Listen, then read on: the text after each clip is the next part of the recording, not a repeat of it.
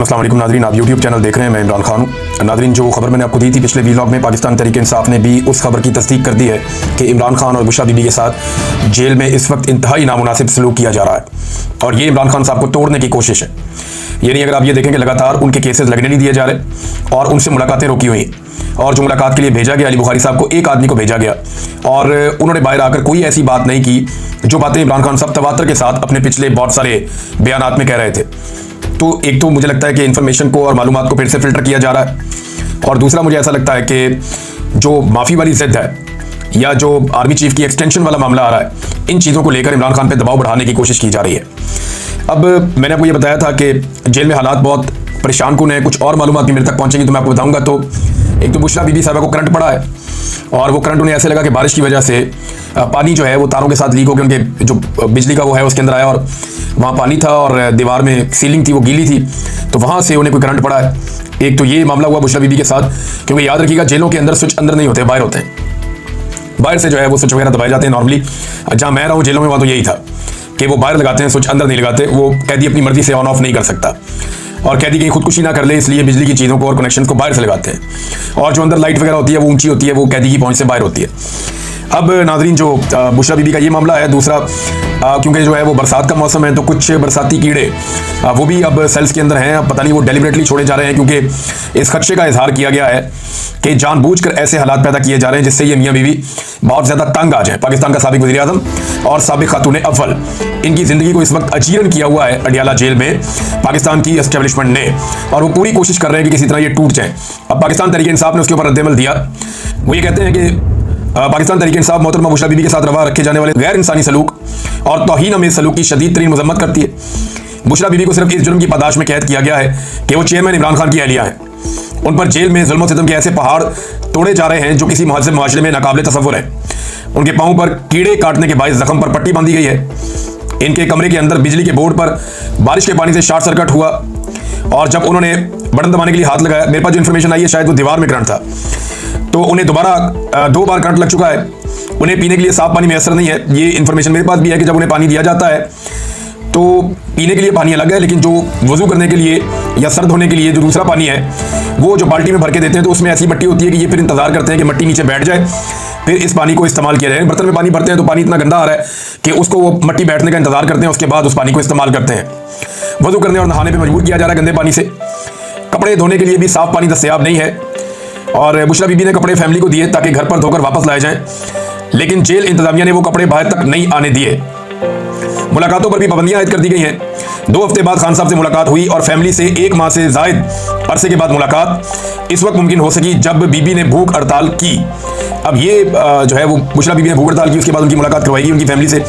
मैंने आपको पहले बताया कि सूरत हाल बहुत मुश्किलात पैदा कर दी गई है इमरान खान साहब और उनकी अहलिया के लिए और लगातार मुश्किलात बढ़ाई जा रही हैं। आज के दिन में दोबारा से अडियाला जेल में इमरान खान साहब से मुलाकात का दिन है, क्योंकि जुमेरात का दिन है। जुमेरात वाले दिन भी मुलाकातें होती हैं, मंगल को और जुमेरात को। और आज 2 मजीद सहाफ़ियों का नाम भी डाला गया मुलाकात की लिस्ट में, जिनमें एक असदुल्ला खान है और दूसरे बशारत राजा साहब हैं। लेकिन पिछले काफ़ी अरसे से कोशिश की जा रही है सहाफ़ियों की जानिब से भी और पाकिस्तान तहरीक इंसाफ के लोगों की जानिब से भी कि अदालती अहकामात के मुताबिक उनकी जेल में इमरान खान साहब से मुलाकात करवाई जाए, लेकिन अदालती अहकामात को पसे पुश्त डालते हुए ना ही इमरान खान साहब की फैमिली की मुलाकात करवाई जाती है और ना ही इमरान खान साहब के जो साथी हैं पॉलिटिकल उनसे मुलाकात करवाई जाती है, ना ही उनके वकला को इमरान खान साहब से मिलने दिया जा रहा है। ये सूरत हाल नाज़रीन बनी हुई है। और अभी जो लेटेस्ट खबर आई वो ये है कि एक मरतबा फिर जो तोशाखाना 2 वाला केस चल रहा है अडियाला जेल के अंदर, वो दोबारा से उसके अंदर एक तारीख दे दी गई। अब कह दिया गया जी फिर समाअत मुलतवी होगी, अब नई तारीख का ऐलान किया जाएगा। यानी ये केस 11 तारीख को लगना था, समाअत मुलतवी हो गई। 15 तारीख को लगना था, समाअत मुलतवी हो गई। 19 तारीख को लगना था, समाअत मुलतवी हो गई। आज 21 तारीख है, आज फिर केस लगना था, समाअत एक दफा फिर मुलतवी हो गई।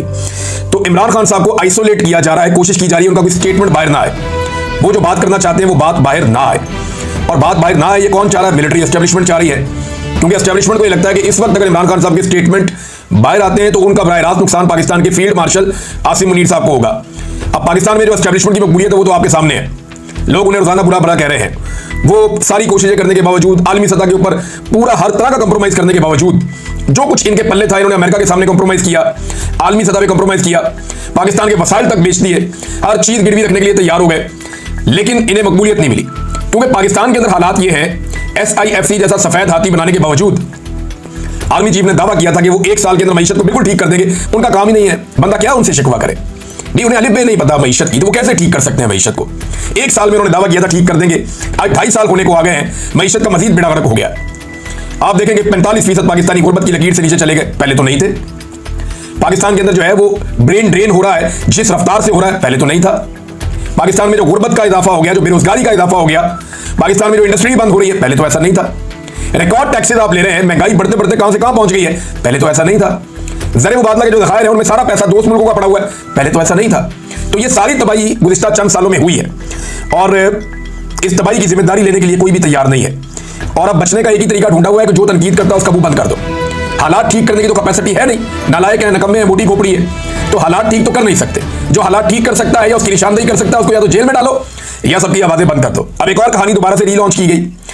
जब भी कभी एस्टेब्लिशमेंट का बुरा वक्त आता है ना, तो बहुत सारे टाउट एक्टिवेट हो जाते हैं। अब कहानी ये सुनाई गई कि इमरान खान साहब पे जो आखिरी दिन था वज़ीर आज़म हाउस में, अभी सुनाई हुई कहानी के मुताबिक कहीं उनके ऊपर टॉर्चर किया गया था। ये कहानी पहले भी सुनाई गई थी। ये कहा गया था कि जनाब 9 और 10 अप्रैल की रात को इमरान खान साहब जनाब 9 अप्रैल की रात को मौजूद थे और वहां पे कोई हेलीकॉप्टर उतरे आर्मी के, वो लोग आए जनाब, उन्होंने आगे इमरान खान पे टॉर्चर कर दिया। और तब तो ये भी कहानियां सुनाई गई थी कि इमरान खान के चेहरे पे जख्म है, तो जनाब अली इमरान खान साहब जो है वो मीडिया के सामने नहीं आ सकते, तो लिहाजा इमरान खान साहब आपको नजर नहीं आ रहे। वो अगले दिन आ गए थे, क्योंकि मैं उस रात वहां पे मौजूद था।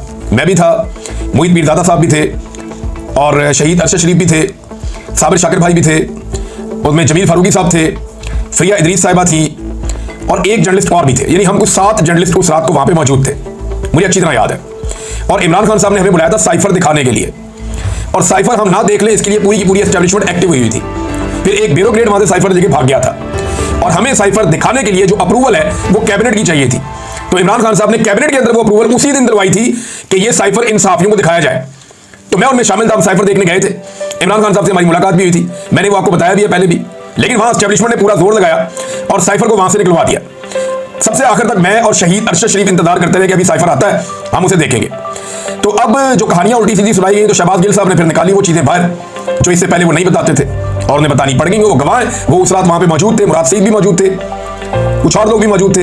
तो शहबाज गिल ने पोल खोल दिया कि जनाब नदीम अंजुम साहब मिलने आए थे।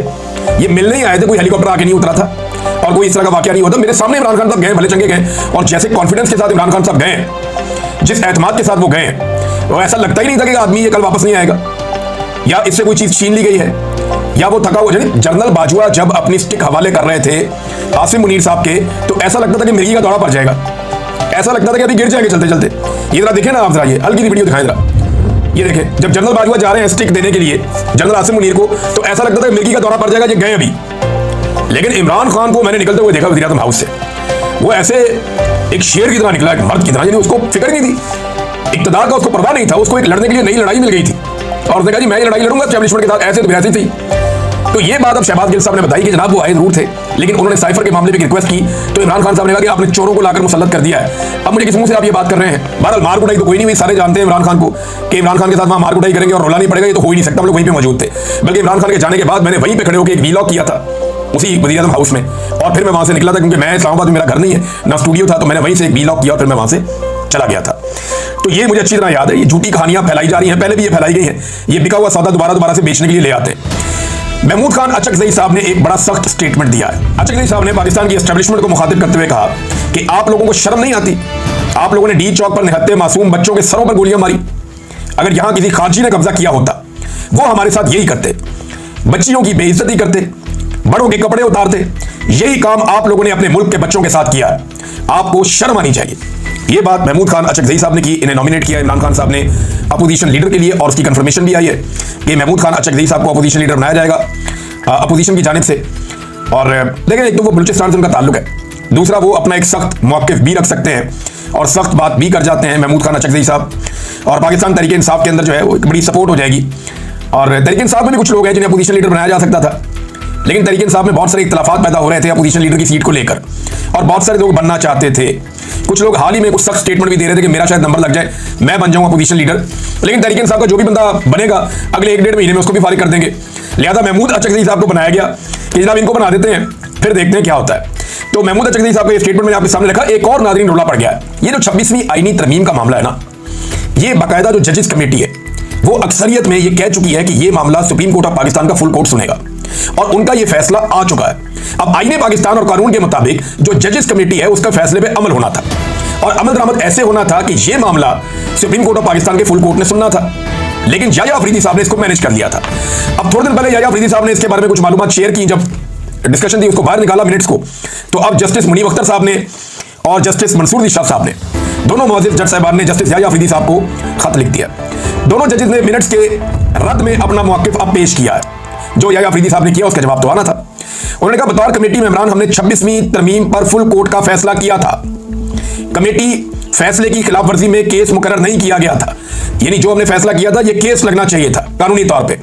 31 अक्टूबर 2024 को बतौर कमेटी हमने फुल कोर्ट का फैसला किया था। केस ना लगने पर 4 नवंबर को दोबारा हमने खत भी लिखा था कि केस लगना चाहिए। हमारे फैसले पर चीफ जस्टिस के लिखे दोनों नोट्स हमें नहीं दिए गए। चीफ जस्टिस ने अपना नोट जुडिशियल कमीशन की मीटिंग में पढ़ा।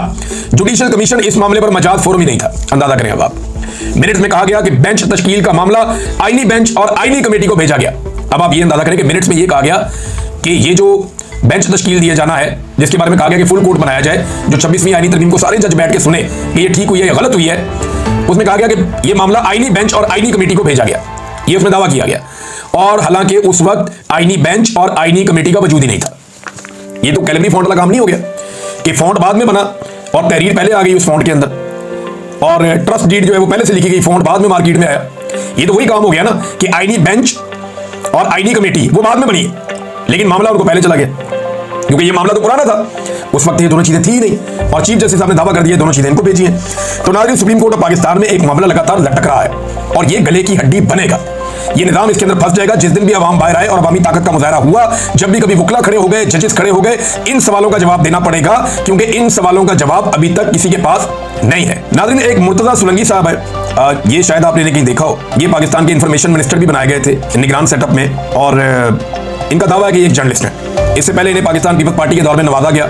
ये रेडियो पाकिस्तान में भी रहे, इनके ऊपर इल्जामात भी लगे खवातीन को हरासा करने के, और दीगर स्कैंडल्स के अंदर ये मौजूद रहे पहले भी। फिर ये जरदारी साहब के बहुत करीबी हैं, बहुत प्यार मोहब्बत है उनके साथ। तो ये बतौर सहाफ़ी के बहरूप में काम करते हैं। जब मुझे जबरी तौर पर लापता किया गया तो बैनुल अक़वामी मीडिया ने इनसे ये सवालात किए जब कि इमरान रियाज कहाँ गायब है, तो उन्होंने कहा वो तो सहाफ़ी नहीं है, वो तो जर्नलिस्ट ही नहीं है। मैंने आज तक अपनी ज़िंदगी में किसी भी हुकूमत से 1 टके का फ़ायदा नहीं लिया। आप देख लें, जब से मैं सहाफ़त कर रहा हूँ 4-5 हुकूमतें बदल गई हैं। कोई एक हुकूमत आज तक ये दावा नहीं कर सकती कि मैंने उनसे कोई 1 टके का काम करवाया हो या कहा हो कि ये काम कर दो। कभी ज़िंदगी में ऐसा नहीं हुआ। इवन मैंने कभी भी कोई गैर मुल्की दौरा भी नहीं किया। बहुत सारे साफ़ी जाते हैं, गैर मुल्की दौरों पे जाते हैं। मुझे इमरान खान साहब ने कहा था कि रशिया का दौरा आ रहा है गैर मुल्की, और साफ़ी भी जा रहे हैं, आप भी जाएं। मैंने उनसे भी रिक्वेस्ट कर दी थी कि मैं नहीं जाऊँगा। आप मुझे थोड़ा सा पहले बताते, मैं अपने खर्चे पे वहाँ पहुँच जाता, तो मैं सरकारी खर्चे के ऊपर ट्रैवल भी नहीं करता। और मैंने कुछ उसूल अपनी ज़िंदगी में रखे, मैंने कभी कोई काम नहीं कहा। इंटरेस्टिंग बात यह है कि ये आदमी जो बार बार सरकारी ओहदा लेता है, जैसे ये हो गया, जैसे वो हो गया, क्या नाम है उसका, अफसार आलम, ये लोग सरकारी ओहदों पे बैठ जाते हैं, बार बार बाद में आगे सहाफ़ी बन जाते हैं, और फिर ये वो एक दूसरे को गद्दारियों के सर्टिफिकेट भी बांटते हैं। फिर ये सर्टिफिकेट भी देते हैं कि ये सहाफ़ी है और ये नहीं है। यानी जो आदमी हर थोड़े अरसे के बाद जब भी पीपल्स पार्टी की हुकूमत आए वो बेनिफिशियरी बन जाए। अब सदर पाकिस्तान का तर्जुमान बन गया, और तर्जुमान बनने की बड़ी अच्छी बात है। मुझे तो बड़ी खुशी हो रही है इस बात पे कि लोग खुद ही एक्सपोज हो जाते हैं, उनकी असल शक्ल खुद ही सामने आ जाती है। सारा दिन ये सोशल मीडिया के ऊपर गालम गलोच करता है, कभी इसको गाली देता है, कभी इसको गाली देता है, कभी इसको गाली देता है। जैसी तरबियत होगी इंसान वैसा ही करेगा ना। जैसा लुकमा इंसान के अंदर जाएगा वही इंसान के अंदर से बाहर आएगा। सारा दिन लोगों को गंदी गालियां देता है, सारा दिन लोगों की तौहीन करता है, सारा दिन ये आदमी नफरत बांटता है और नफरत बेचता है। और सहाफ़ियों की खाल के अंदर छुपा हुआ एक ऐसा आदमी है जो एक पॉलिटिकल पार्टी का ऐसा वर्कर है जो बार बार ओहदे भी ले लेता है, कभी एक ओहदा, कभी दूसरा ओहदा, कभी तीसरा ओहदा, और अब तर्जुमान सदर पाकिस्तान। तो लोग कैसे एक्सपोज होते हैं। नाज़रीन, बारिशों का एक बड़ा खौफनाक नया स्पेल आ रहा है पंजाब में, बलूचिस्तान में और सिंध में। ये 22 अगस्त और 23 अगस्त से पंजाब में, और इससे पहले जो है अभी 21-22 अगस्त के बाद ये बलूचिस्तान और सिंध के बारे में कहा जा रहा है कि वहाँ बहुत तेज़ बारिशें हो सकती हैं, और क्लाउड बर्स्ट के खदशात का इजहार किया जा रहा है कि दोबारा से कोई इस तरह की सूरत बन सकती है। ये क्लाउड बर्स्ट होता क्या है, इधर मैं थोड़ा सा आज आपको समझा देता हूँ। बहुत सारे लोग ये पूछ रहे थे कि ये आसान अल्फाज में अगर बताया जाए कि ये क्लाउड बर्स्ट है क्या। ये ऐसा नहीं है कि बादल फट जाते हैं, इस तरह की चीज़ नहीं है। ये सिर्फ बर्स्ट इसको इसलिए कहते हैं कि एकदम बुछाड़ होती है बहुत ज़्यादा बारिश की। इसकी सादा डेफिनेशन मैं आपको बताता हूँ कि वो बारिश जो कई हफ्तों में होनी होती है, यानी कई बारिशों के अंदर जो पानी आना होता है, वो अगर अचानक चंद मिनटों में या चंद घंटों में आ जाए तो इसे क्लाउड बर्स्ट कहते हैं। मिसाल के तौर पे इसका एक सेट पैटर्न रखा गया है कि अगर 100 मिलीमीटर बारिश, नॉर्मली ये 100 मिलीमीटर बारिश जो है ना वो बहुत लंबे टाइम के बीच में होती है, एक साथ नहीं होती। अगर 1 घंटे के अंदर अंदर 20 से 30 स्क्वायर किलोमीटर के रेडियस में यानी 20 से 30 किलोमीटर का एक रेडियस है। इस इलाके में, एक मखसूस इलाके के अंदर जो एक महदूद है 20 से 30 किलोमीटर का, स्क्वायर किलोमीटर का, इतने इलाके में 1 घंटे में अगर 100 मिलीमीटर बारिश हो जाए तो इसे क्लाउड बर्स्ट कहते हैं। यानी इसमें पानी बहुत तेजी से आता है। ये उस तरह पानी नहीं आता जिस तरह नॉर्मल बारिश के अंदर कतरों के साथ थोड़ा थोड़ा पानी आता है, वो नहीं होता। और ये होती क्यों है? ये क्लाइमेट चेंज की वजह से होती है। देखिए, समुद्रों और दरियाओं का पानी जो है ना, जब गर्मी बढ़ती है तो आबी बुखारात बनता है। ये पानी जो है ये हवा के अंदर आ जाता है बुखारात बन के, और हवा में नमी पैदा होती है। अब जो हवा गर्म होती है वो गर्मी की वजह से वो ऊपर उठती है। हवा कभी भी सीधी ऊपर नहीं जाती, ये ठंडे इलाके की तरफ जाती है। तो ये पहाड़ी इलाकों की तरफ मूव करती है हवा। लगातार नीचे से गर्मी की वजह से एवेपोरेशन होती रहती है, आबी बुखारात बन के पानी ऊपर आता रहता है हवा में, और ठंडे इलाकों की तरफ बढ़ता जाता है, बढ़ता जाता है, बढ़ता जाता है। अब जितनी गर्मी पंजाब के इलाकों में बढ़ चुकी है, जितनी गर्मी खैबर पख्तूनख्वा के इलाकों में बढ़ चुकी है, समंदर से लेकर दरियाओं तक और झीलों तक हर जगह से जिस तरह आबी बुखारात उठ रहे हैं और बहुत तेजी से हवा के अंदर आबी बुखारात गर्म हवा के साथ ये ठंडे इलाके की तरफ मूव कर रहे हैं।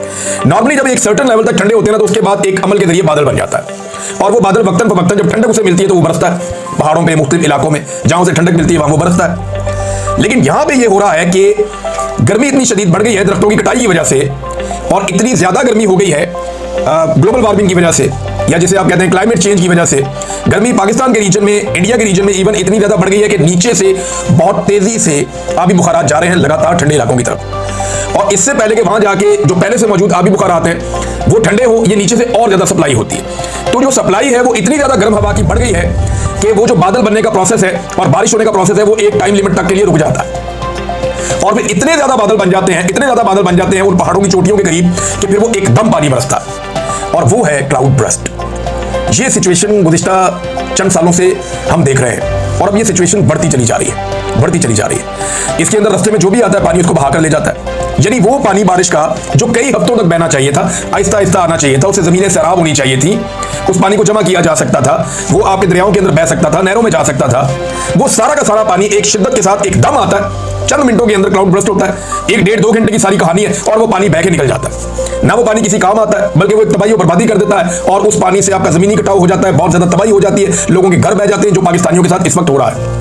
मैं नेक्स्ट वीलॉग में कुछ चीजें आपके सामने रखूंगा कि पाकिस्तानियों को किन चीजों की जरूरत है जहां पे ये बड़ा खौफनाक फ्लड आया हुआ है, और मैंने कुछ साथियों से बातचीत की है, वो भी आपके साथ मैं शेयर करूंगा अगले वीलॉग में। क्लाइमेट चेंज एक बड़ा मसला है, और हमें जितने हो सकें दरख्त लगाने चाहिए। क्लाइमेट चेंज से निपटना इस पूरे रीजन का एक बड़ा अहम इशू है, और सबको मिलकर इससे निपटना पड़ेगा। अब तक के लिए इतनी, अपना ख्याल रखिएगा, अपने चैनल का भी अल्लाह हाफ़िज़।